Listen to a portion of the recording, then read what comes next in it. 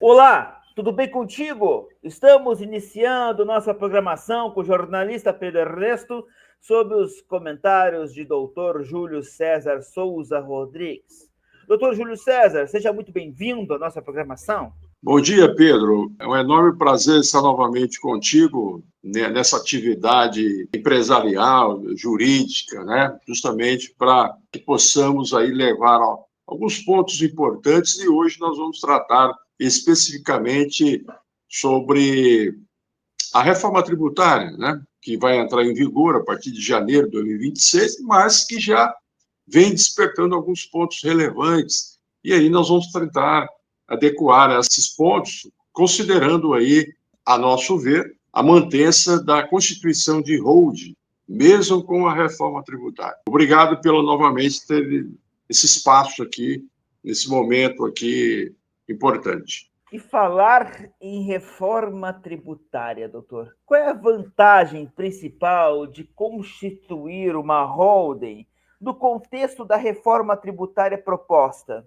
Bom, vamos lá. A principal, vamos dizer assim, estratégia de uma holding sobre o novo regime tributário proposto é servir como um escudo para reinvestimento eficiente de capital. Bom, aí as pessoas perguntam, mas espera aí, a holding também não tem uma característica principal, que é a blindagem patrimonial? Sim, nós estamos aqui falando em aspecto fiscal. Ao manter recursos na estrutura, vamos dizer assim, empresarial, em vez de distribuí-los imediatamente como dividendos à pessoa física, e aqui eu abro-se um parênteses para despertar isso, evita-se, podemos dizer assim, a incidência da alíquota efetiva mínima de 10% sobre os rendimentos elevados.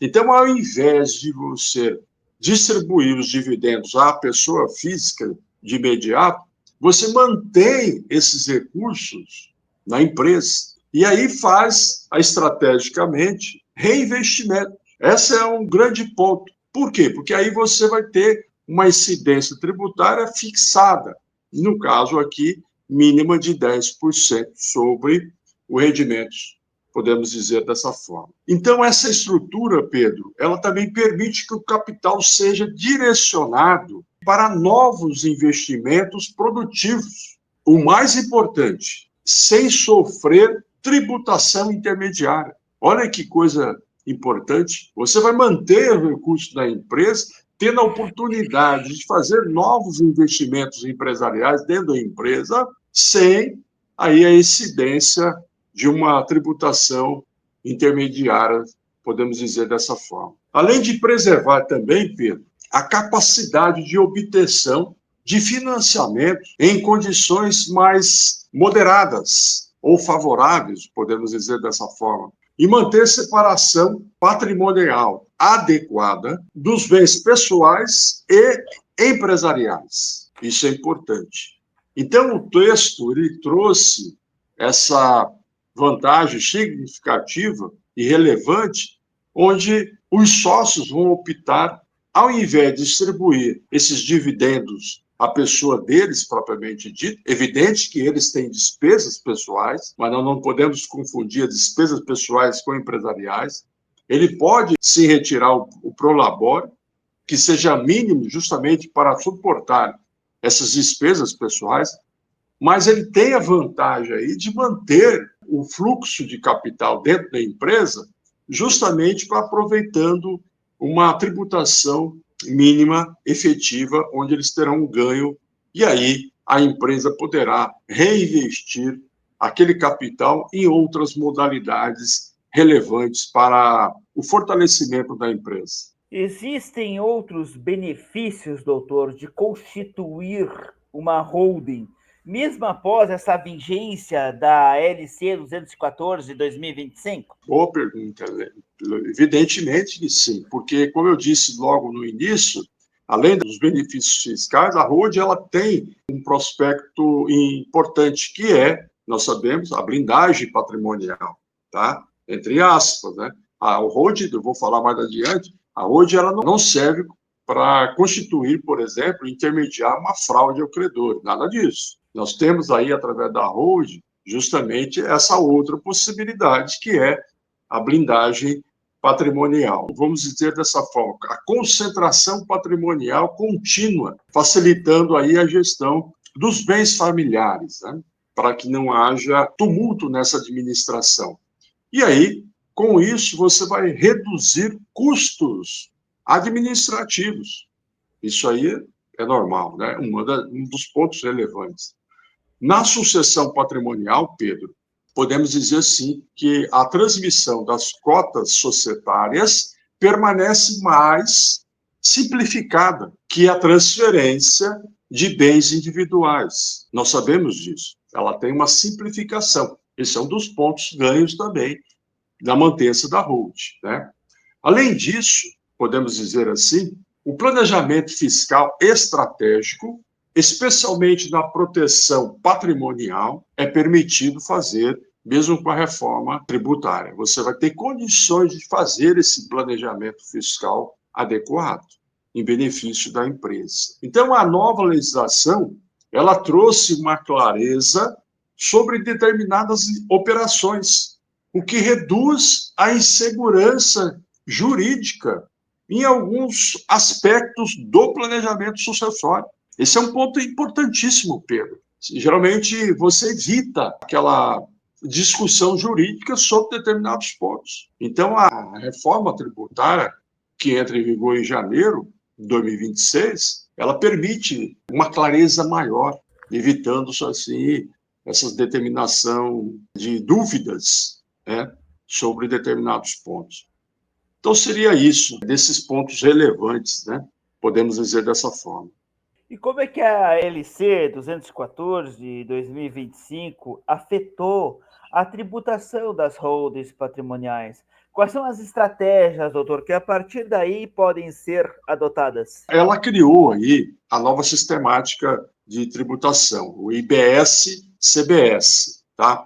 Na verdade, esses tributos, eles vão substituir aí o PIS, CONFIS e parte do ISS. Então, nós vamos ter aí uma substituição e uma nova modalidade, né? Evidentemente que a referência de percentual de tributos que serão incididos, isso aí a lei vai determinar. Lembrando que, Pedro, que essa lei ela tem uma programação que deve ser observada e concluída, a ideia de se concluir até 2033. Então, ela vai ter uma progressão para que todos possam se familiarizar ainda mais nessa reforma. Para as holdings patrimoniais, tornou-se essencial, e aí é um ponto importante, uma avaliação, vamos dizer assim, ou reavaliação de estruturas existentes, considerando essa nova sistemática. O que quer dizer isso? A ideia é se fazer uma análise criteriosa da nova legislação e o que ela permite em termos de adaptações para preservar as vantagens fiscais que a holding ela continua oferecendo, mesmo através dessa reforma tributária fiscal. Então, o novo cenário tributário ele vai permitir isso, mesmo com a continuidade da holding. Por isso que nós, do ponto de vista pessoal, a mantença da holding ela é um propósito muito eficiente, e isso nós temos dito para alguns clientes no escritório que vêm aí nos procurando justamente em busca de se fazer um planejamento sucessório e patrimonial. Eu já disse em alguns programas anteriores que o planejamento sucessório ele apresenta várias estratégicas, né?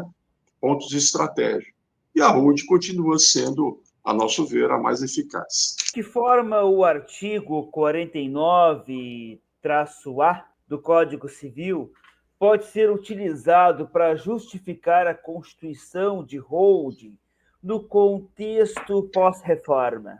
Muito boa pergunta, né? O artigo 49-A do Código Civil, ele trata da pessoa jurídica, né? Que diz lá que a pessoa jurídica ela não pode ser constituída para fins de fraude, abuso de direito ou violação da lei. Ela tem um fim específico, né? Até porque hoje nós temos aqui no Brasil a possibilidade, se você criar uma empresa, justamente com o intuito de fraudar determinadas atividades negociais, né, existe o Instituto da Desconsideração da Personalidade Jurídica, justamente para barrar essa atividade e aí alcançar a figura do sócio. O artigo 49A do Código Civil, ele justamente deixa claro que a constituição da empresa, ela não pode ser efetivada para vícios sobre a lei. Então, reforça, nesse caso, a função social da blindagem patrimonial,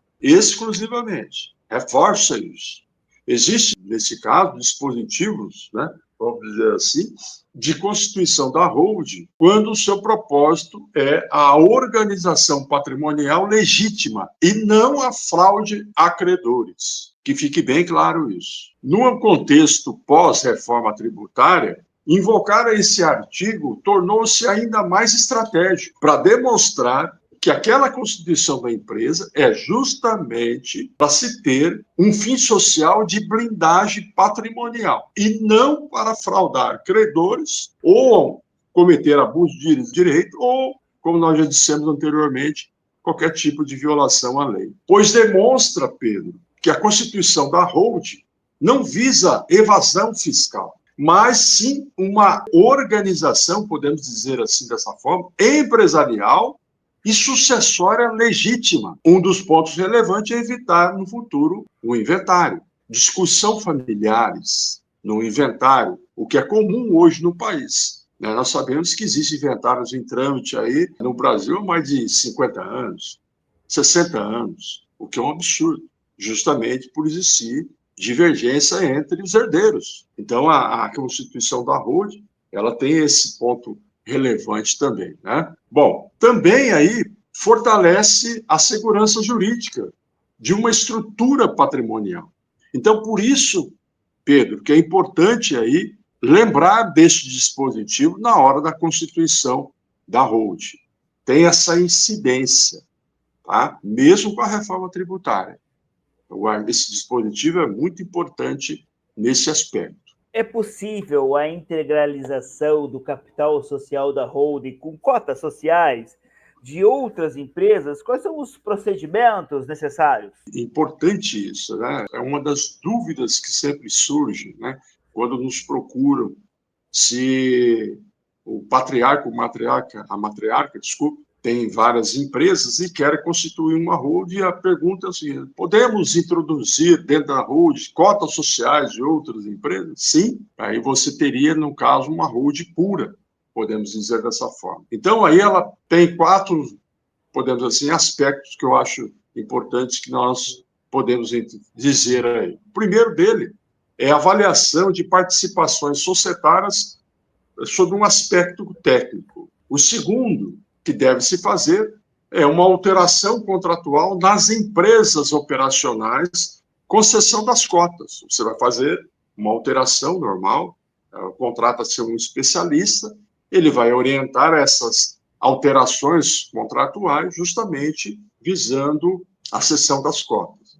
O terceiro ponto, a averiguação dessas alterações nas juntas comerciais, né, respectivo. E o 4, atualização dos livros societários, né? Essa é a parte contábil, onde o contador fará essas alterações, podemos dizer assim, para que tenha a incidência dessa movimentação societária. Então, esse mecanismo é especialmente vantajoso, Pedro, com o intuito de centralizar o controle empresarial e facilitar a sucessão patrimonial mediante a transferência única das cotas para a holding, em vez de múltiplas, podemos dizer dessa forma, transferências de cada empresa operacional.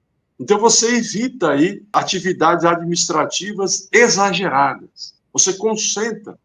Isso é importante. A concentração de atividade empresarial numa única empresa vai facilitar todas as atividades administrativas e também fiscais, e o mais importante, Pedro, visando aí a sucessão patrimonial. Quais as vantagens a integralização com cotas societárias oferece diante desta reforma tributária? Se observarmos a lei complementar, proporcionou a reforma tributária, nós vamos observar que teve algumas relevâncias nesse sentido, né? O primeiro deles, mantém-se a neutralidade fiscal dessa operação, o mais importante, sem a incidência de ganho de capital quando realizada a valor contábil. Então, você mantém aí o valor contábil para que não tenha incidência de nova tributação. Esse é um ponto.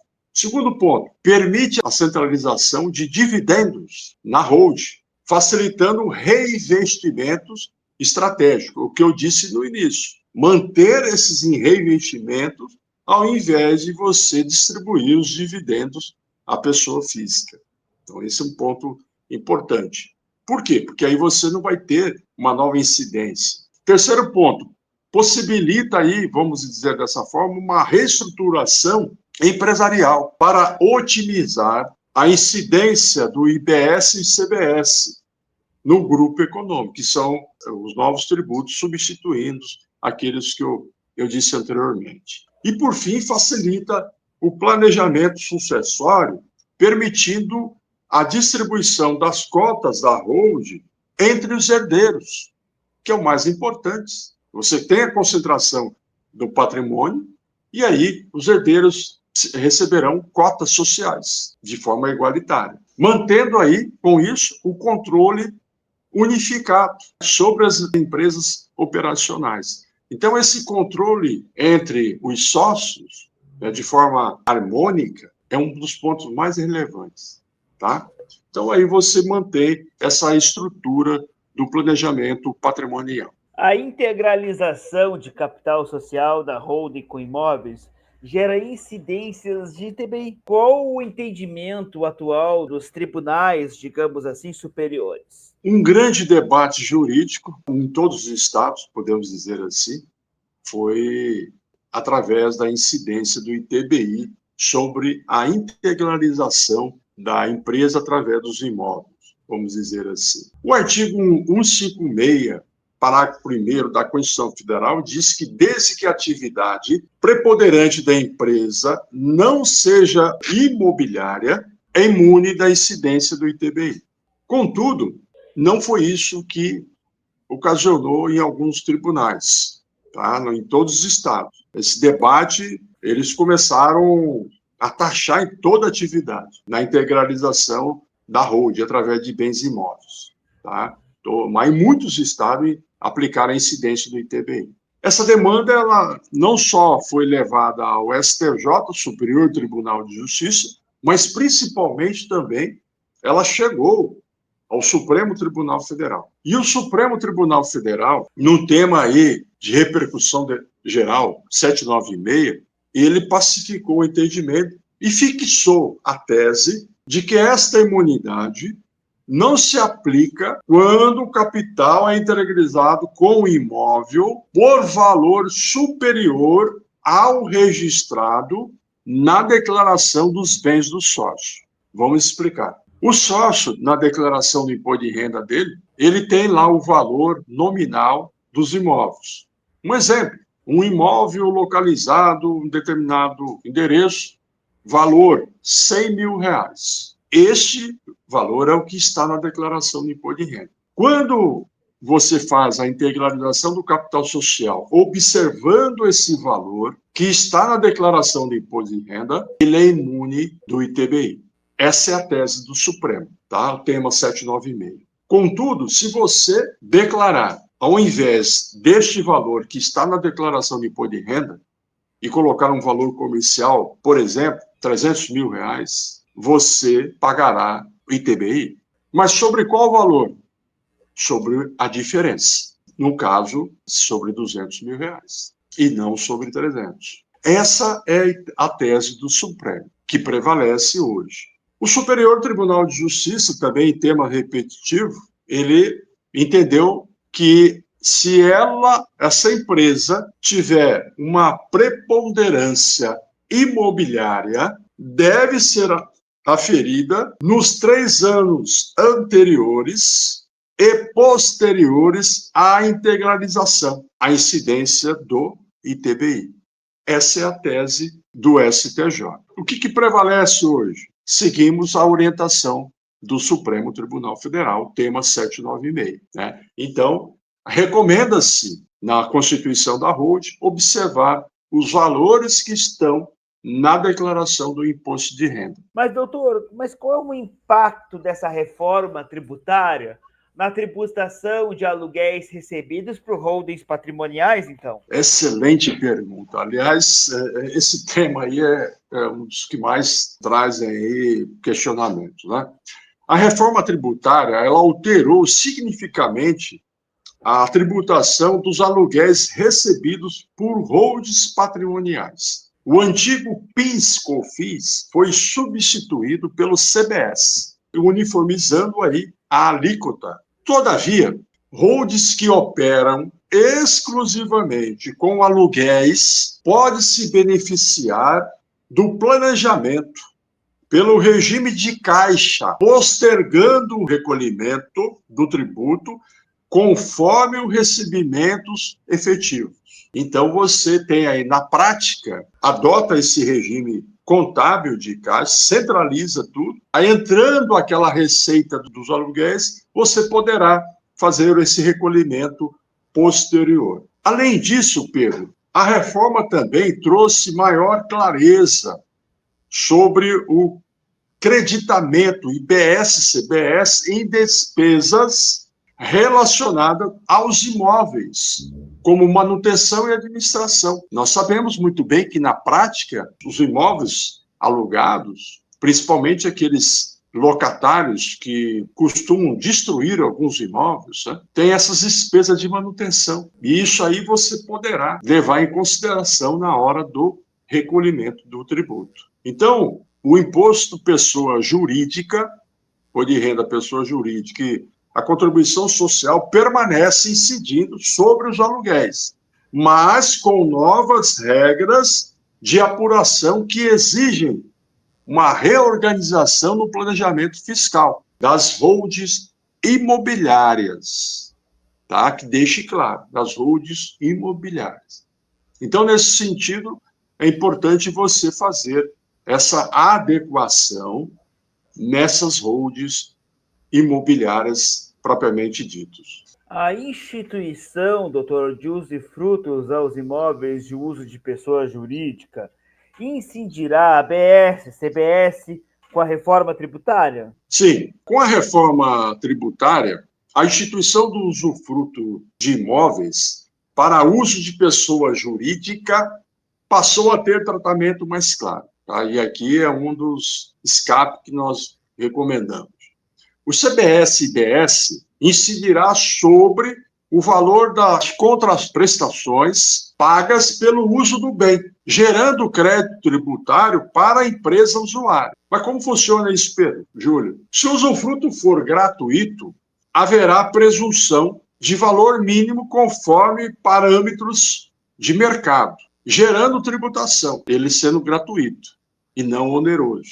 Importante, Pedro, notar que a reforma eliminou discussões sobre a natureza jurídica do usufruto para fins tributários. Quando você faz a transferência, por exemplo, dos imóveis para integralizar o capital social, geralmente você pode colocar aí uma cláusula de usufruto. Essa mantença do usufruto, ele vai ter um tratamento especial com a reforma tributária, né? Podemos dizer assim. É importante que essa incidência tributária ela traz mais segurança jurídica nessa modalidade, mas pode também aumentar a carga tributária, e aí por isso que tem que fazer essa análise jurídica em determinados arranjos antes utilizados. Então é importante que você faça este planejamento adequado fiscal justamente para pensando aí nessa modalidade do usufruto, que é muito importante ser usada nesse planejamento fiscal tributário. O usufruto é fato gerador do ITCMD. Como a reforma tributária impacta nesse instituto? Pela nossa prática aqui jurídica, não tem jeito, né? Mas os estados, praticamente todos, cobram o ITCMD sobre o usufruto, né? O fato gerador. Na maioria dos incidindo sobre aí, podemos dizer assim, a instituição geralmente entre 1/3 a 2/3 do valor do bem. Essa é a proporção que os estados vêm cobrando. Varia de algum estado ou outro. Mas sempre ele cobra esse tributo sobre o usufruto. Então, a reforma tributária, embora ela tenha focado principalmente nos impostos sobre consumo, também estabeleceu diretrizes, podemos dizer assim, harmônicas nas legislações, para que as legislações estaduais do ITCD-MD possam prever aí uma uniformização gradual dessas regras incidentes. Os estados terão um prazo aí, podemos dizer assim, para que tenha essa harmonização legislativa sobre a incidência do ITCD-MD, no caso aqui que estamos falando do usufruto, né? Aí os estados poderão aí, com isso, né, um tempo razoável para adequar a essas novas modalidades. O importante, Pedro, é destacar que o usufruto continua, a nosso ver, sendo uma importante ferramenta de estratégia no planejamento sucessório e patrimonial, permitindo, vamos dizer assim, separar a fruição do bem de sua propriedade. Ou seja, o seu planejamento deve considerar as novas regras e alíquotas padronizadas da reforma tributária. Você terá nua propriedade e, com isso, você poderá usufruir dos bens sobre aquela nua propriedade, né, através do Instituto do Usufruto. Particularmente, nós temos inserido o Instituto do Usufruto no planejamento sucessório e patrimonial. Doutor Júlio César Souza Rodrigues, muito obrigado pela participação. Semana que vem, estamos de volta. Obrigado, Pedro, por estar novamente aqui com você, abordando alguns aspectos sobre o planejamento sucessório e patrimonial, e hoje nós trouxemos algumas particularidades da reforma tributária, né? Vamos continuar, provavelmente, tecendo mais alguns comentários, porque é importante, neste momento, antes que a reforma tenha a entrada em vigor a partir de janeiro de 2026, né? Obrigado novamente por esse espaço estar contigo aqui. Obrigado a todos e fiquem atentos à nossa programação. Até lá!